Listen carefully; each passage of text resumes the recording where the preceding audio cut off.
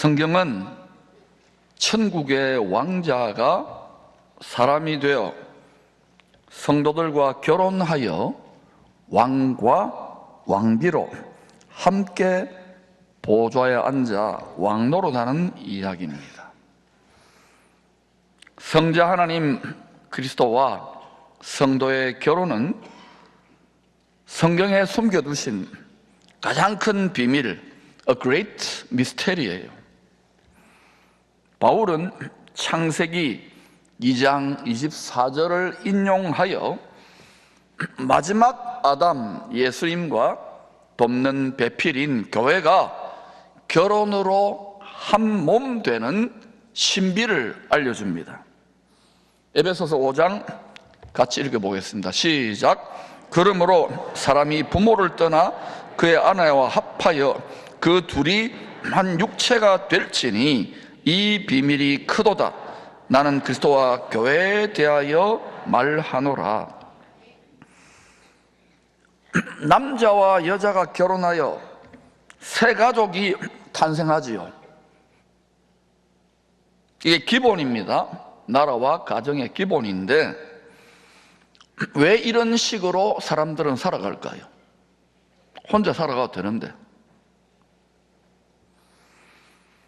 그 깊은 의미, 일반 계시적인 의미는 뭐냐면 그리스도와 한 몸 된 교회를 통한 새 세상 탄생의 신비를 알려주기 위함입니다.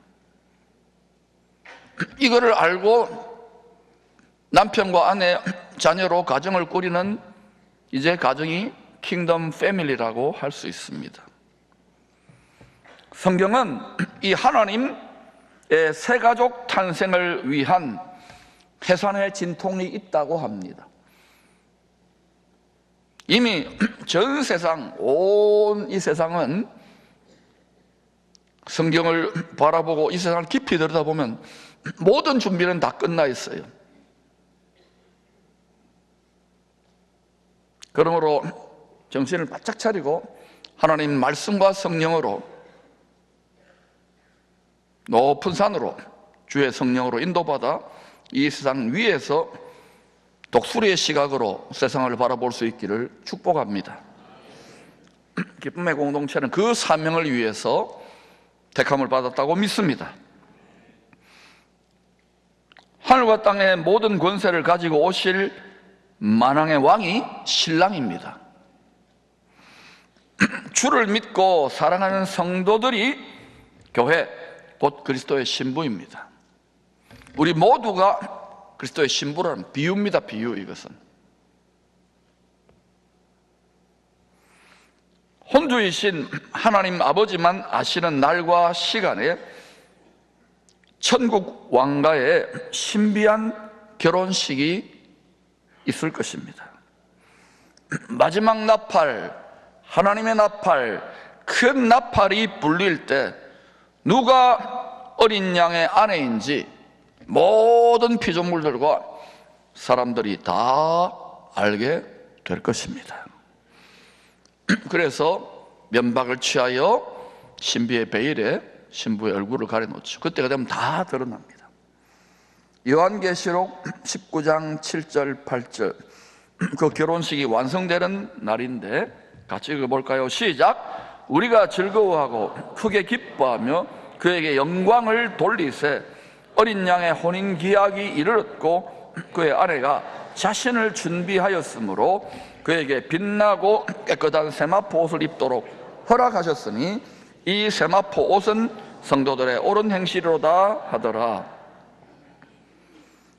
모든 성도들은 이 어린 양의 혼인잔치에 청함을 받았습니다. 그러나 에스더처럼 신부단장하여, 신부단장 잘했죠 저분이, 아내로 택함을 입게 되는 성도는 적을 것입니다. 마태복음 22장 14절입니다.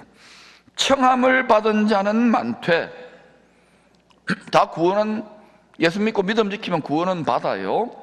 그러나 택함을 입은 자, 어린 양이 만왕의 왕입니다.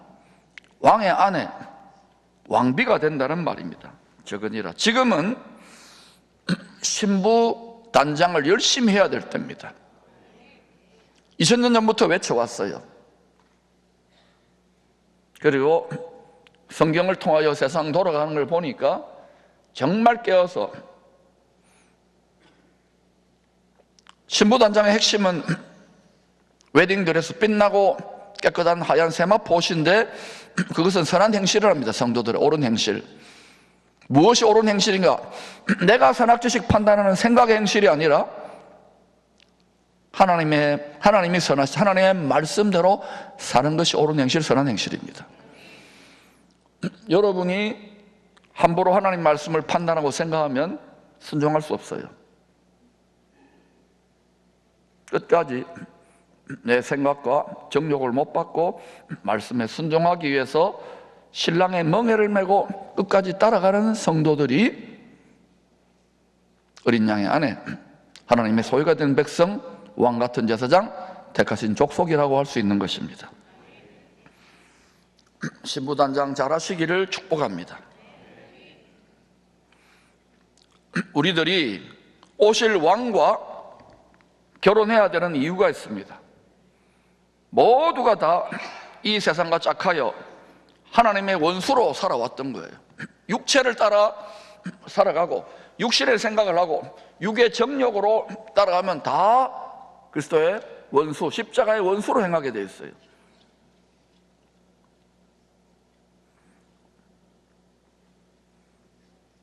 그런데 예수 십자가에 흘린 피로 말미암아 그 피로 우리 죄를 사하고 예수 희생양의 가죽옷을 덧입고 그 의를 덧입고 지금 살아가는 거예요. 그래서 이제 구원의 여정이 시작되는데 어린 양과 결혼하는 정도까지 첫 아담이 뭐라고 합니까? 신부를 보고 내 뼈 중에 뼈요 살 중에 살이라고 하잖아요. 그리스도의 몸된 지체가 우리들인데 그 지체들 중에 심장부에 해당되는 내 뼈 중에 뼈요 살 중에 살, 주의 마음을 빼앗은 어린 양의 아내는 주와 함께 왕노릇하는 자들이라는 것을 꼭 아시기를 축복합니다. 영원한 나라, 그리스도의 나라는 일종의 신분사입니다. 면류관을 쓴 성도가 다스릴 것이고 면류관을 받지 못하거나 썩지 않을 상급이 없는 자도 있는 거예요. 이 땅에 썩어질 60만을 위해 육의 정욕과 생각만을 위해 비나이다 교회 왔다 갔다 해서는 안 되는 거예요. 때로는 핍박이 고난이 있고 거절이 있고 외로움이 있어도 그리스도의 남은 고난에 기꺼이 멍에를 지고 참여하는 성도들이 어린 양의 아내가 될 것입니다. 택함을 입은 자는 적으니라. 영원한 신분이 어떻게 달라지는가?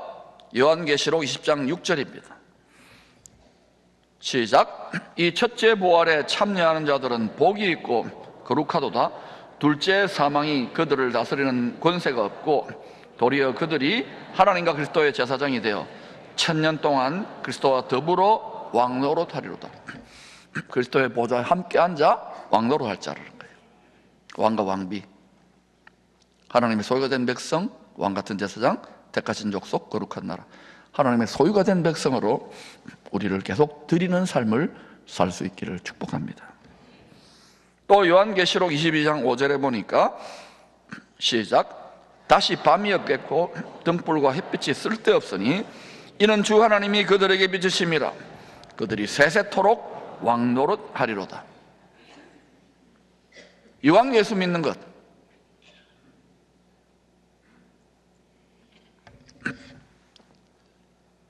주님 오실 때에 나팔이 불릴 때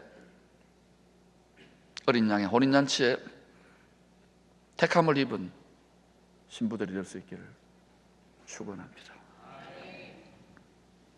요한계시록 2장과 3장에는 니골라당과 이세벨과 발람 선지자의 미혹의 영을 경계하라 그랬습니다. 예수님은 단번에 이 질문에 숨어있는 의도를 알아차리고 창세기 2장 24절 말씀의 칼로 이 덫을, 시험의 올무를 단칼에 베어버립니다. 그리고 이렇게 말합니다. 남자가 부모를 떠나 그의 아내와 합하여, 히브리 말로는 다바크입니다. 다바크, 둘이 한 몸을 이룰지로다. 에베소서 5장은 아내와 결혼하기 위해 부모를 떠난 남자가 하늘 아버지의 본향집을 떠난 그리스도인 것을 알려줍니다. 성경은 겉으로 보이는 이야기도 있지만 그 속에서 예수님이 하나님 나라와 주 예수 그리스도가 구원, 영생 길이라는 것을 알려주는 미스테리를 감추어 두고 있는 거예요. 이것을 깨닫는 은혜가 있어야 되는 거예요.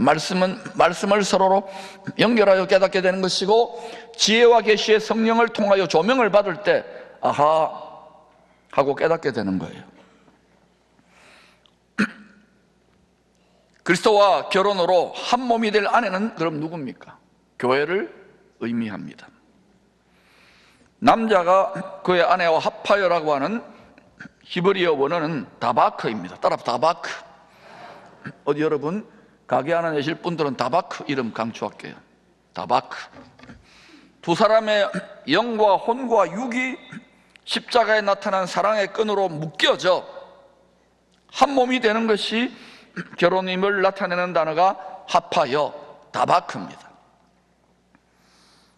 왜 사람이 되신 예수님과 그의 영과 그의 혼과 그의 육과 우리가 묶여져야 돼, 다바크 해야 되느냐면은, 한 몸이 돼야 되냐면은, 교회는 그리스도의 몸이잖아요. 그래야 썩어질 육신뿐만 아니라 이 썩어질 육신을 따르면은 우리 속에 있는 영과 혼도 영원한 형벌의 처소로 떨어져요. 왜? 거짓의 아비가 육을 따라 살라고 유혹하기 때문에, 거기에 우리도 모르게 협조하기 때문에 영원한 형벌의 처소, 지옥불에 떨어진다는 거예요. 그래서 육을 따르면 안 된다는 거예요. 결국은 신앙의 성장과 성숙의 핵심은 뭐냐? 육의 정욕, 육신의 생각과의 싸움이에요. 말씀의 칼로 육의 정욕과 육신의 부패한 생각들을 찔러 쪼개지 않고서는 수없이 우리에게 돋아나는데, 손톱처럼. 그래서 날마다 해야 돼, 날마다.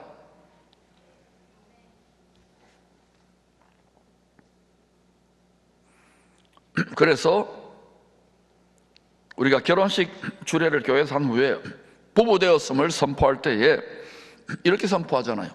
하나님이 짝지어 주신 것을 사람이 결코 나눌 수 없느니라, 이렇게 말하잖아요. 들어본 것 같아요? 그 어떤 피조물도 끊을 수 없는 십자가에 나타난 하나님의 사랑, 그 사랑의 끈으로 어떤 피조물도 끊을 수 없어요.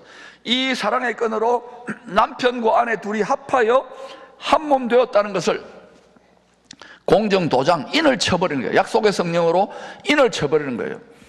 약속의 성령은 내 신부가 맞다, 나의 아내가 맞다고 하나님이 보증서는 거예요. 예수님도 보증서는 거예요. 여러분이 진실로 그리스도의 신부답게 어린 양의 아내에 참여할 자격을 얻으려면은, 정직하게 말하면 안전한 사나 주님 생각해야, 주님 사랑해야 돼요. 주님이 기뻐하는 일을 해야지만이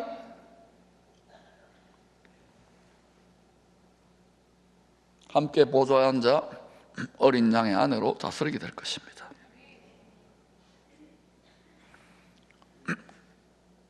그리스도에 대한 신부들은 영원한 남편과 이혼하지 말 것을 강조하는 교훈입니다. 이 땅에서 이혼하지 않는 것이 더 좋습니다. 그러나 오늘날 이혼은 세상 사람들도 둘 중 한 가정 다 이혼하잖아요. 커플들. 그리고 또 어때요? 성도들도 굉장히 많이 이혼합니다. 오죽하면 이혼하겠습니까? 그런데 이 말씀의 의미는 뭐냐? 절대로 모든 성도들의, 모든 그리스도의 신부의 한 남편이신 예수 그리스도와는 이혼하지 말라는 뜻입니다. 그러므로 육의 부부로는 설령 이혼했다 하더라도 영원한 한 남편이신 예수 그리스도와 한 몸 되는 교회, 이 이혼은 절대 하면 안 됩니다. 왜? 다바크, 십자가에 나타난 하나님 사랑으로, 끊을 수 없는 사랑으로 한 끈으로 묶여져 있기 때문에. 우리 우리는 하나님의 피를 받았어요. 십자가의 피. 핏줄이 달라요, 우리는. 그래서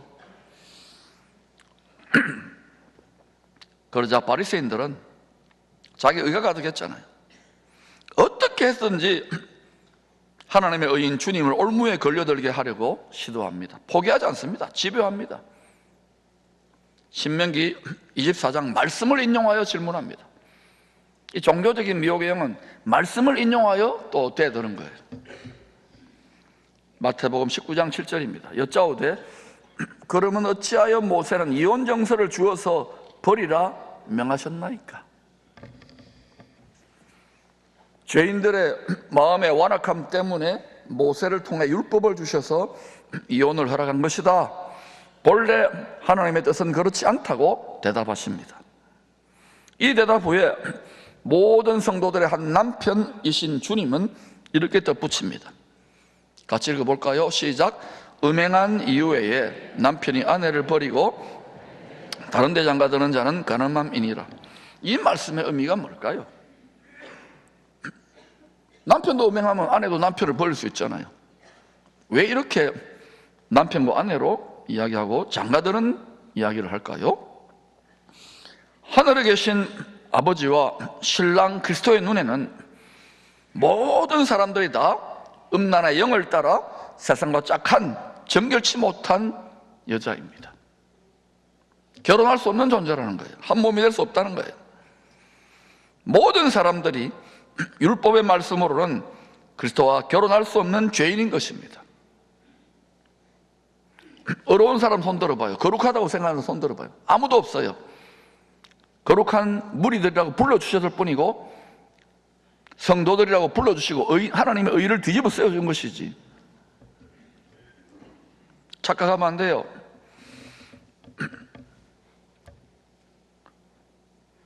이 말씀을 지을 때 우리가 다 세상과 짝했다는 거예요. 음란의 영을 따라. 음란의 영이 딴 거 아닙니다. 이 세상을 위해서, 세상의 정욕, 육신의 정욕, 안목의 정욕을 위해서 구했던 자예요. 이스라엘도 마찬가지. 그런데도 모든 성도들의 한 남편 주님은 다른 데 장가들지 않으셨습니다. 다른 데 장가들어도 되잖아요. 다 썰어버리고 새롭게 창조해가지고 다른 데 장가들지 않았어요. 다 육을 따라 살아왔는데 자기 몸을 화목제물로 드려 죄인들이 한 남편 주님과 결혼함으로 한 몸됨으로 영생 부활할 수 있는 은혜를 베푸신 거예요. 그리스도의 몸이잖아요. 우리가 몸된 교회. 이 부활과 영생의 은혜 한 몸으로 이것도 주신 것 감사한데 더 놀라운 것은 말입니다. 영생 부활만이 아니고 함께 보좌에 앉아 세세토록 왕노릇 할 수 있도록 천국 왕가의 결혼식 신부로 초청을 하셨어요. 청함은 받은 자는 많되 다 초청받은 거예요. 택함을 받는, 간택을 받는 그러한 왕비, 중전이 되시기를 축원합니다. 비유를 말한 거예요. 하나님의 눈에는 이 땅의 많은 민족들이 오직 둘로 보입니다. 몇 채로요? 둘, 따라 둘. 영어로 투로 보여요. 투로. 첫째 아들 유대인과 둘째 아들 이방인입니다. 유대인은 말씀을 맡은 자들로 가까이 있는 아들이었고 둘째 아들 이방인은 먼 데 있는 자들이었어요. 유대인과 이방인 둘로 하나님은 모든 민족을 나눕니다. 그런데 유대인과 이방인 둘 다 죄인들을 정죄하는 율법으로는 한 남편 그리스도와 결혼하여 한 몸으로 영생할 수가 없습니다. 율법으로는 영생할 자가 아무도 없는 거예요. 부활할 자가 아무도 없는 거예요. 그래서 율법 자체이신 한 남자가 아버지의 본향집을 떠나 원수된 죄인들과 결혼하기 위해 사람으로 오셨어요. 그리고 아버지의 창세전에 정한 뜻대로 십자가에 죄인된 우리 대신 피 흘려 죽으신 것입니다. 말씀이 육체가 되신 주님이 자기 육체를, 하나님의 원수였는데 우리가 화목의 희생제물로 드려 하나님과 인간이 분리됐어요. 죽을 수밖에 없는 거예요. 사형선고 받은 거예요. 둘로 하나를 만드신 것입니다. 첫째는 영생의 근본이신 근원이신 하나님과 원수된 죄인들을 십자가로 하나님과 화목케 하여 둘이 하나가 되게 하셨어요. 하나님과 사람이 마치 아버지와 자식, 남편과 아내처럼 하나 되게 하신 거예요. 둘째로 원수된 유대인과 열방 모든 민족 이방인을 화목케 하는 희생제물이 되심으로 둘이 하나가 되게 하셨습니다. 이제 여러분, 역사의 어느 때에 우리 자녀들의 때가 될지 우리 상대가 될지 모르지만 역사 어느 때에 이스라엘과 예루살렘을 중심으로 요한계시록 16장에 말씀하셔서 열방 모든 민족 천하의 왕들이 그 나라를 진멸하려고 성경 말씀대로 더럽고 추악한 악한 영들이, 개구리 같은 영들이 천하의 왕들을 미혹하여 공격하러 가는 일이 있습니다. 그러나 절대로 하나님의 눈동자, 비록 그들이 십자가에 예수님을 팔아 넘겼지만 반대 하나님의 말씀을 이루고 그들 가운데 남은 자들이, 구원을 받는 자들이 있을 것입니다. 요한계시록 19장 어린 양의 결혼식을 통하여 하나님과의 화목, 우리가 하나님과 원수된 죄인들이었다는 것을 인정하시기를 바랍니다. 또한 유대인과 열방 모든 민족 얼마나 싸웁니까?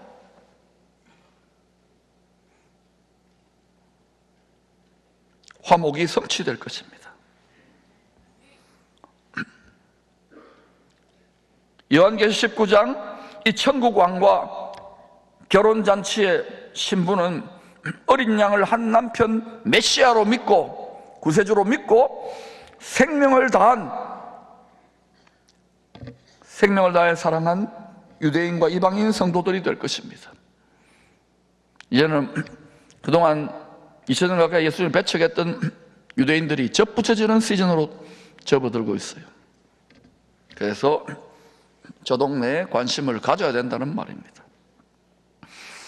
그리하여 유대인과 이방인 성도들이 그리스도와 한 몸이 된 한 새 사람의 교회로 새 창조가 될 것입니다. 여러분, 머리가 예수님인데 몸이 유대인과 이방인 성도들이 되잖아요. 그럼 어때요? 이게 한 사람이 되잖아요. 그게 한 새 사람 교회를 말하는 것입니다. 바울은 유대인과 열방 모든 민족 성도들이 화목 제물이 되신 그리스도와 한 새 사람의 교회로 지어지는 신비를 알려줍니다. 결혼의 신비예요. 에베소서 2장 14절 15절 시작. 그는 우리의 화평이신지라 둘로 하나를 만드사 원수된 것 곧 중간에 막힌 담을 자기 육체로 허시고 법조문으로 된 계명의 율법을 폐하셨으니 이는 이 둘로 자기 안에서 한 새 사람을 지어 화평하게 하시오.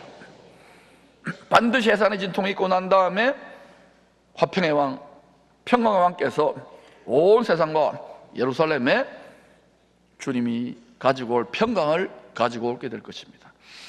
이 평강은 반드시 영육간의 전쟁을 통과하여 그리스도의 통치, 주님의 평강의 나라가 이 땅에 예비되어질 것입니다. 이 복된 소망을 굳게 붙들고 오히려 이 시즌이 대한민국과 한국교회와 기쁨의 교회에 우리 자녀들 세대에 놀라운 전화유복의 기회로 복음의 제사장 나라로 쓰임받는 일에 앞장설 수 있는 능력의 계기가 되기를 축복합니다.